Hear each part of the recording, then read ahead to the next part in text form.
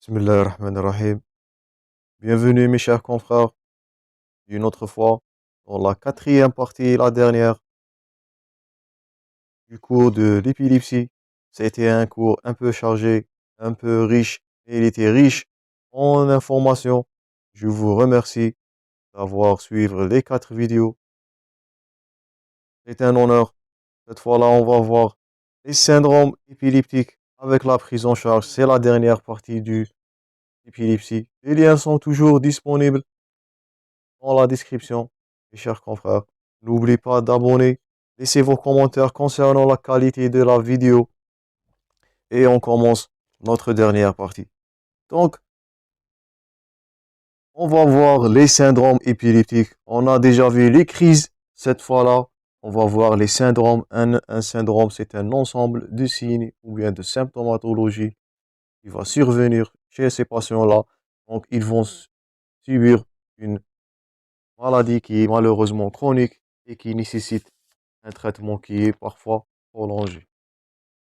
Donc, un syndrome épileptique, il est caractérisé par un ensemble de signes qui sont habituellement associés à l'âge de début, le type de crise, les facteurs prédisposants et bien sûr les caractéristiques de l'électroencéphalogramme avec la sévérité et le rythme circadien des crises et des facteurs déclenchants. Donc ce syndrome-là, il est le même chez ces tout patients-là. Un syndrome épileptique va se manifester à un âge bien défini, un type de crise qui est caractéristique à lui avec des facteurs caractéristiques dont l'EEG, la sévérité, le rythme et les facteurs déclenchants. Maintenant, notez bien, une fois que nous avons défini un syndrome, si le diagnostic d'un syndrome parmi les syndromes qu'on va voir est posé, là, c'est pas seulement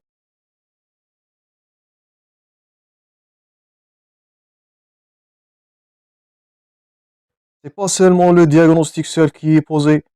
Si on pose le diagnostic, on va décider les investigations qu'on va prévenir ou bien on va faire chez ce patient-là. Le type de traitement, il est décidé dès le moment qu'on pose le diagnostic. Même aussi, on va savoir quels sont les traitements qui pourraient aggraver les crises et aussi on peut établir un pronostic du patient. Donc, ce qui caractérise le syndrome épileptique, qu'une fois on a déjà posé le diagnostic d'un syndrome, on va décider quelles sont les investigations à faire, quels sont les facteurs aggravants et aussi quel est le pronostic du patient avec le traitement adéquat.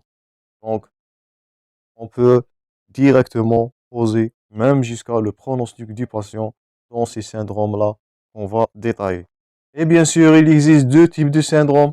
Des syndromes qui sont généralisés et bien sûr des syndromes qui sont focaux. C'est la même chose avec la physiopathologie et la symptomatologie. On a des syndromes dits généralisés et des syndromes dits focaux. Ça signifie le terme focal. Commençons par les syndromes épileptiques généralisés. Et premièrement, c'est l'épilepsie absence de l'enfant.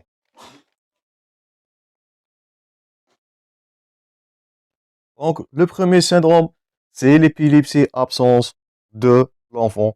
Malheureusement, elle touche les enfants. Donc, c'est une forme fréquente d'épilepsie de l'enfant. Elle touche, malheureusement, c'est 4 fois plus les filles qui sont touchées plus que les garçons. Ce sont des crises qui surviennent de l'âge de 4 à 10 ans avec un pic entre 5 et 7 ans. Donc, c'est une absence. Donc, quelles sont les caractéristiques? Bien sûr, ça nous fait appel à la sémiologie. C'est la rupture du contact avec du but qui est fin et brusque, avec une fixité des regards, arrêt de l'activité, comme on a déjà vu dans la sémiologie. Je vous invite à consulter les vidéos précédentes si vous n'avez pas les vues. Avec parfois des automatismes. On a vu déjà les automatismes, les mouvements d'imiter le pain, tout pour les charges. Et la crise, comme je vous ai dit, elle répète plusieurs fois par jour. Elle peut durer 4 à 30 secondes. C'est bref, comme les autres symptomatologies, mais Elle peut survenir jusqu'aux 100 fois par jour, ce qui va mettre le patient dans des situations de danger, par exemple dans les voies publiques, etc. Donc, ils sont accentués bien sûr par la stimulation lumineuse intermittente comme indiqué là, l'hyperpnée. D'abord, pour diagnostiquer ou bien pour provoquer l'absence, on demande au patient de siffler. Et le test de l'hyperpnée, accroupissement, le manque de sommeil bien sûr, et même attention, l'absence est aggravée par certains antiépileptiques, c'est les carbamazépines, le phénobarbital, le gabapentin, plutôt le gabapentin, c'est le neurontin. Donc ce sont des antiépileptiques à proscrire s'il est le cas d'une épilepsie, absence de l'enfant. Donc l'électroencéphalogramme, on est en train de répéter, ce sont des pointes ondes à 3 Hz. Le traitement, il existe trois molécules qui peuvent être efficaces. C'est le fameux acide valproïque, de la motrigine et l'éthosuximide qui est le zarantin. On va voir dans la dernière partie quelques médicaments avec leurs indications et les contre-indications. Mais ce qu'il faut retenir, c'est ces crises d'absence. Le traitement de choix, c'est le dépakine, la motrigine et le zarantin.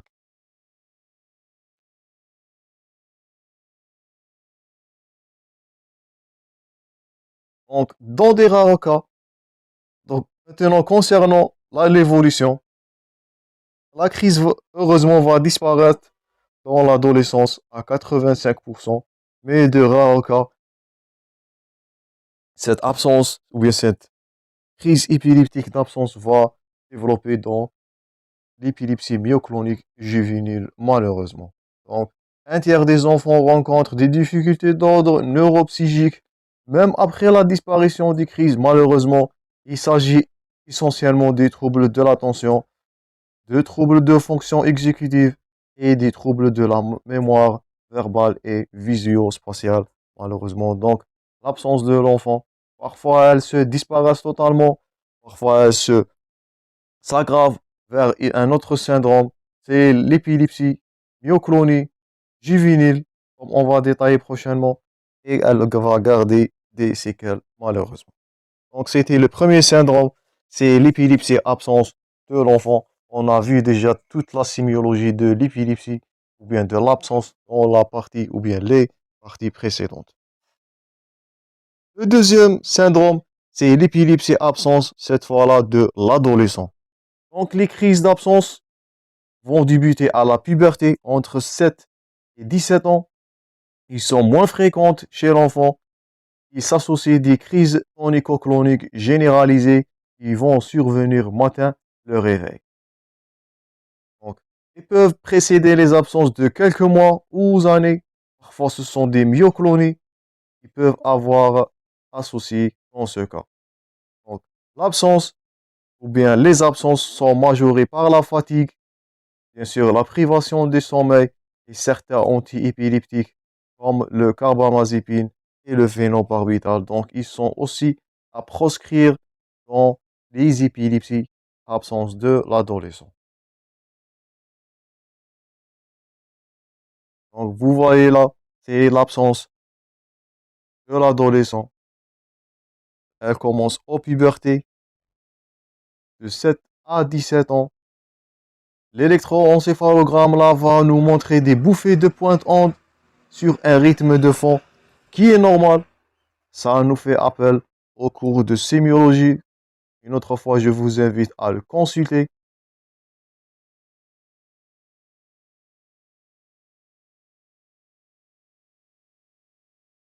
Le traitement de choix là, c'est l'éthiosuximide ou bien le zarantin. On peut utiliser de l'acide valproïque, c'est le dépakine ou bien du lamotrigine qui peuvent être efficaces là. On va détailler, comme je vous ai dit, les traitements très prochainement. Le troisième syndrome généralisé, c'est la myoclonie juvénile, malheureusement. C'est l'absence de l'enfant qui a évolué vers une myoclonie juvénile. Donc, la myoclonie juvénile débute entre 6 à 26 ans par des secousses qui sont myocloniques, bilatérales, symétriques. Peu après le réveil, parfois ils vont associer des absences et des crises tonico-cloniques. Donc, ce syndrome-là, il résume ou bien il rassemble plusieurs types de crises d'épilepsie. Trois sont présents. C'est de la myoclonie, c'est de l'absence et les crises tonico-cloniques généralisées. Malheureusement, il existe la notion de hérédité dans ce territoire-là. La transmission mère-fille est présente. Donc, les crises sont très photosensibles cliniquement et électriquement.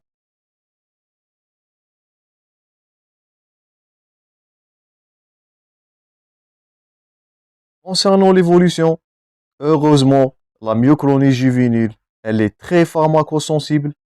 Pharmacosensible veut dire qu'elle répond au traitement même à faible dose, mais malheureusement, elle est pharmacodépendante. C'est la dépendance. Donc faites attention là, vous devez noter que le traitement de la myoclonie juvénile est un traitement à vie, même avec la disparition de la symptomatologie du myoclonie, de l'absence de la crise tonico-clonique. Faites attention, c'est une question fréquente d'examen. Le traitement de la myoclonie juvénile est à vie. Il ne doit pas s'arrêter. Pourquoi? C'est une épilepsie pharmacosensible, heureusement, mais malheureusement, elle est pharmacodépendante. C'est le troisième syndrome, c'est l'épilepsie, la myoclonie juvénile. Donc, c'est pharmacodépendante. Gardez ça en tête. Le traitement est à vie. Les antiépileptiques efficaces sont l'acide valproïque, lévotiracetam, et ils sont aggravés, bien sûr. Faites attention au carbamazépine et de lamotrigine. Donc, faites attention. Donc, le traitement de choix de la myoclonie juvénile, c'est de l'acide valproïque et le lévotiracetam ou bien Keppra. Notez ces notions-là en tête. Ça peut être des questions d'examen. Donc, vous devez retenir le traitement de chaque symptomatologie. Il ne faut pas confondre les médicaments. Vous voyez que des médicaments vont ou bien peuvent aggraver d'autres syndromes si ils sont mal prescrits. La dernière crise ou bien le dernier syndrome épileptique, c'est la crise généralisée tonico-clonique qui est prédominante. Donc l'âge de début, c'est entre 5 et 26 ans. Malheureusement aussi, là, les filles sont plus souvent atteintes que les garçons.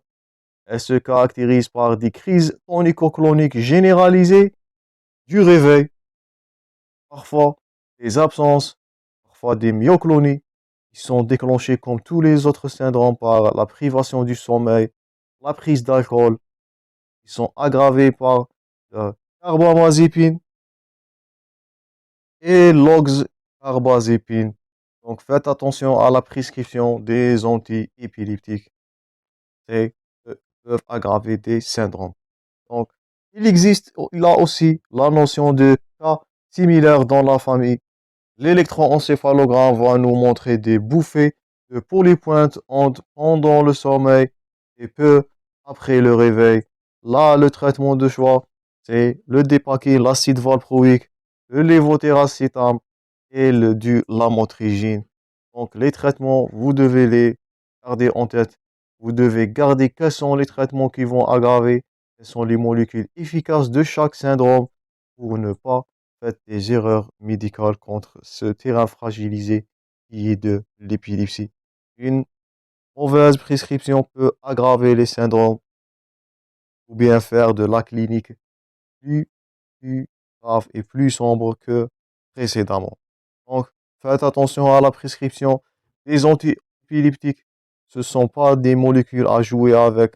Vous devez voir quelle est l'indication, quel est le territoire thérapeutique de chaque médicament et quels sont les terrains à proscrire. Pourquoi? Car ils peuvent plutôt aggraver le syndrome des épilepsies et engager le pronostic du patient. Donc, ça, c'était les crises généralisées, ou bien les syndromes plutôt, qui sont généralisés. On avait quatre. C'est l'absence de l'enfant, l'absence de l'adolescent, la myoclonie juvénile et la crise généralisée tonico-clonique prédominée. Donc, on avait terminé déjà avec les syndromes épileptiques focaux. Maintenant, on va voir les syndromes. Plutôt, on avait terminé avec les syndromes généralisés. Avant de voir le traitement, on va voir quelques syndromes épileptiques focaux. Donc, focaux, ça nous fait appel au focal de la vidéo précédente. Je vous invite à consulter la symptomatologie focale de l'épilepsie. Le premier syndrome, c'est l'épilepsie bénigne de pointe centro-temporale, ou bien c'est l'épilepsie à paroxysme rolandique. Elle s'appelle l'épilepsie à paroxysme rolandique parce que, comme indiqué dans l'illustration là, c'est le susurre de Rolando qui est en rouge. Ça, c'est le départ de ces crises-là. Donc, elle a été appelée l'épilepsie à paroxysme rolandique. Elle est fréquente. Elle débute entre 2 et 13 ans, avec un pic entre 7 et 8 ans, chez un enfant sans antécédents personnels neurologiques. Souvent, on retrouve des antécédents familiaux d'épilepsie. Les crises surviennent la nuit. Là, c'est l'inverse. Les crises vont survenir la nuit et se manifestent par des secousses cloniques du coin de la bouche, avec émission du son gutturaux, un tremblement de la mandibule, un petit gène à bouger de la langue et avaler, un gène de bavage. La parole va devenir difficile ou impossible. Dans l'électroencéphalogramme, dans ce cas-là, on va avoir des pointes diphasiques centrotemporales. Comme leur nom indique, on va voir dans l'électroencéphalogramme des pointes centrotemporales qui vont être activées pendant le sommeil. Donc, dans 70% des cas de ce syndrome rolandique, l'enfant ne fait qu'une à deux crises par an, heureusement. Donc, et ce que vous devez retenir dans le crise à paroxysme rolandique, il s'agit d'une crise épileptique qui est bénigne, heureusement. Donc, vous voyez, dès qu'on a posé le diagnostic de épilepsie à paroxysme rolandique, on a déjà bien posé le pronostic du patient. Le traitement, là, c'est l'abstention thérapeutique. Pourquoi? Ces crises-là sont bénignes, sont fonctionnelles, dont la guérison est spontanée avant la fin de l'adolescence. Donc, ce que vous devez faire devant une épilepsie bénigne à pointe centrotemporale, c'est l'abstention thérapeutique. Aucun médicament est à prescrire devant les crises d'épilepsie à paroxysme rolandique ou bien les crises bénignes à pointe centrotemporale. Donc, heureusement, là, il s'agit d'une épilepsie bénigne qui va disparaître et l'abstention thérapeutique est la règle. Donc, vous voyez que les syndromes diffèrent l'un à l'autre. Il y a des syndromes qui nécessitent un traitement à vie. C'était l'exemple de la myoclonie juvénile. Cette fois-là, l'abstention thérapeutique est la règle car il s'agit d'une épilepsie qui est bénigne. Donc, la symptomatologie et les syndromes sont vastes et vous devez faire la différence entre les syndromes. Le deuxième syndrome, là, c'est un syndrome malin, malheureusement. C'est le syndrome des crises épileptiques ou bien les crises occipitales de début tardif. C'est le syndrome de Lennox-Gastaut. C'est rare, mais malheureusement, ce syndrome de Lennox-Gastaut, il est malin. Il touche l'enfant entre 3 à 15 ans, en moyenne de 8 ans, et il est résistant au traitement, malheureusement. Les crises, ils sont exclusivement occipitales. Le patient là va avoir des hallucinations visuelles simples, une déviation des yeux et de la tête, parfois avec propagation bilatérale tonico-clonique. Les crises sont fréquentes, brèves, diurnes, suivies de céphalées, nausées, vomissements dans 50% des cas. Et il existe malheureusement une prédisposition génétique dans ce syndrome-là. C'est une pathologie chronique dont l'hérédité joue un rôle très important. Dans l'électroencéphalogramme, on va voir des pointe occipitale, comme leur nom indique, qui s'atténuent ou disparaissent avec l'ouverture des yeux.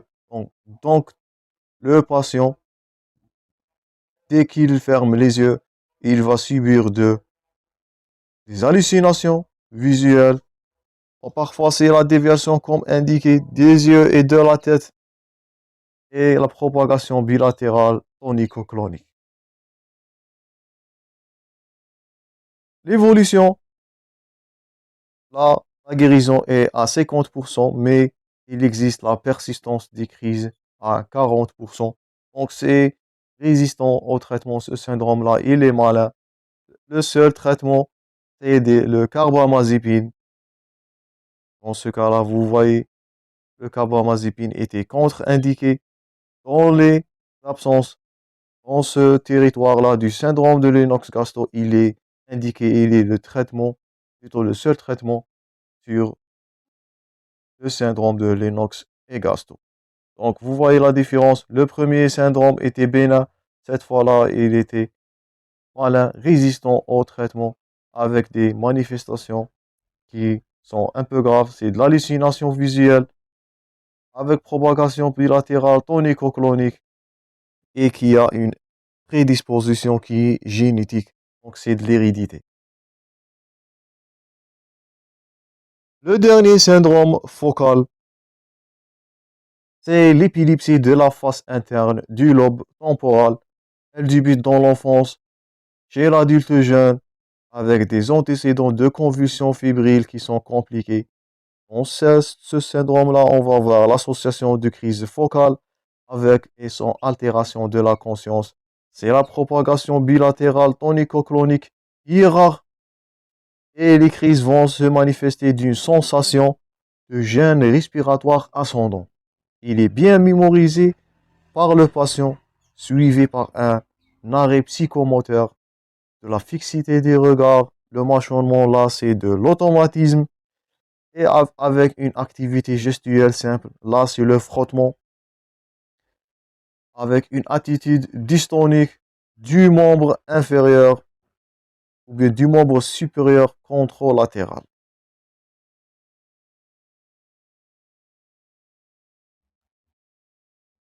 Donc ce syndrome-là, malheureusement, il est pharmacorésistant. Il est caractérisé par la résistance aux antiépileptiques, mais malheureusement, mais heureusement, la chirurgie, elle est efficace dans 90% des cas. Donc là, le traitement, il est chirurgical. Donc l'IR1 va nous montrer une sclérose de l'hippocampe, ça qui va donner les manifestations focales. C'est l'arrêt psychomoteur, la fixité des regards, l'automatisme avec l'attitude dystonique du membre supérieur contralatéral. Donc les symptômes sont, plutôt les syndromes sont multiples, sont variants, chacun a son traitement, chacun a son évolution et pronostic. Vous voyez que les syndromes se varient de la bénignité même jusqu'au la pharmacorésistance ou l'indication du traitement chirurgical et le choix. Donc, c'était les syndromes, quelques syndromes généralisés et focaux concernant l'épilepsie. J'espère que les syndromes maintenant sont un peu clairs, ils ne sont pas ambigus. J'espère que vous allez retenir la notion du traitement avec la proscription, les traitements à proscrire qui vont aggraver le traitement, l'évolution du patient ou bien l'évolution de la maladie. Donc, ça, c'était les syndromes. Et maintenant, en dernier lieu, on va voir les traitements médicaux des épilepsies. Donc, le dernier titre, c'est le traitement médical. On va voir les critères de choix du traitement, comment choisir un antiépileptique. Donc, avant de commencer, on va voir quelques antiépileptiques. Ça, c'est le Dépakine, c'est l'acide valproïque. Ça, c'est le Tegretol ou bien le carbamazépine. Ça, c'est du lamotrigine, traitement de choix de la myoclonie juvénile. Ça, c'est le Keppra. Il est indiqué aussi dans traitement de la myoclonie juvénile plutôt, c'est le Keppra. C'est pas du lamotrigine, c'est le Keppra qui est le traitement de choix. C'est le lévétiracétam de la myoclonie juvénile. Et là, c'est le Gardénal ou bien le fameux phénobarbital qui est indiqué dans les crises généralisées. Donc, ça, c'était quelques traitements, quelques antiépileptiques que vous devez reconnaître avant de voir les critères du choix du traitement. Donc, un antiépileptique doit être choisi premièrement selon le spectre d'efficacité, l'âge du patient. Donc, si le sujet est âgé, on préfère le lévotiracetam et on évite le phénobarbital. Pourquoi? Parce qu'ils ont des effets qui sont sédatifs. Donc, dans ce cas-là, on va utiliser de lévotiracetam ou bien lévétiracétam et on va éviter le phénobarbital qui sont, ou bien le prégabaline qui ont des effets sédatifs. Deuxièmement, selon le sexe. Plutôt troisièmement, selon le sexe. Chez la femme jeune en âge de procréer, il faut éviter le valproate, il faut éviter le dépakine en raison de ses effets tératogènes. Donc vous devez noter que le dépakine, l'acide valproïque, il est tératogène. On doit l'éviter chez la femme jeune en âge de procréer et on peut utiliser le lévotiracetam ou bien du lamotrigine. Donc on peut utiliser du lamotrigine et lévétiracétam. Ça, ces deux médicaments sont le traitement de choix de la femme en âge de procréer. C'est le cas de la myoclonie juvénile, comme je vous ai dit. Le quatrième critère du choix, c'est le poids. Donc, un surpoids, on va privilégier le topiramate. Cinquièmement, la polythérapie, il faut faire attention aux interactions médicamenteuses, comme je vous ai dit. Donc, on privilégiera les médicaments avec monoprise, une seule prise par journée, comme le lamotrigine, qui est indiqué là dans l'illustration. Il est favorisé en cas de polythérapie. Pourquoi? C'est une seule prise de ce médicament. Sixièmement, en cas de troubles cognitifs associés, on perchera plus vers le lamotrigine, car il semble à préserver les fonctions cognitives. Septièmement, chez un patient aux comorbidités psychiatriques, il faut éviter le lévotiracetam. Donc, vous voyez là que le Keppra, il est pas indiqué, ou bien c'est à éviter s'il existe des troubles psychiques. Ils vont accentuer de la dépression ou carrément ils vont donner des idées de suicide vers le passage de l'acte de suicide. Donc, le Keppra, il est à proscrire en cas de troubles psychiatriques. Donc, vous devez retenir quels sont les effets secondaires, comme je vous ai dit au début, les critères de proscrire ou bien où on doit prescrire ce médicament ou on doit l'éviter. Donc, dans les cas du trouble psychique, vous devez éviter le lévétiracétam car il a des effets de dépression et des idées suicidaires. Dans ce cas, on va privilégier de la motrigine, le carbamazépine et bien sûr l'acide valproïque qui est le dépakine. Et bien sûr le niveau socio-économique du patient, les médicaments, les tarifs selon la tarification, selon l'état social ou bien la sécurité sociale du patient et le pouvoir socio-économique. Donc ça, c'était les critères de choix que vous devez maîtriser en tant que médecin avant de prescrire un antiépileptique. Vous devez avoir une enquête minutieuse, une enquête policière. Vous devez savoir quels sont les effets secondaires de ces antiépileptiques, car ils ne sont pas des molécules à jouer avec, comme je vous ai dit. Ils ont des effets secondaires parfois qui peuvent aggraver la situation. Donc, vous devez maîtriser le traitement antiépileptique. Le dernier titre, c'est la conduite du traitement. Comment prescrire ces médicaments-là. Ça, c'est le Zarentin, ça, c'est le Neurontin, autre antiépileptique. Maintenant, la conduite thérapeutique, comment on va aborder ces traitements antiépileptiques?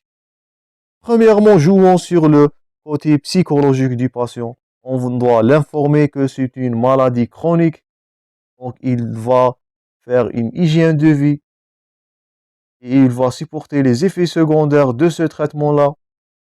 Ça, c'est pourquoi? Pour avoir une bonne observance. Gardez-vous en tête qu'on est en train de traiter des patients. Ça, on a vu que ce sont des enfants, parfois elles débutent à l'âge de 6 ans à 7 ans. Donc, ce sont des patients jeunes. On doit jouer sur le moral, sur la psychologie du patient. On doit l'informer, on doit l'éduquer afin d'avoir une bonne observance du traitement. Car on avait dit que les patients ont à avoir une mauvaise observance du traitement, ce qui va causer la survenue de ces crises-là, la survenue de nouveau de ces crises-là.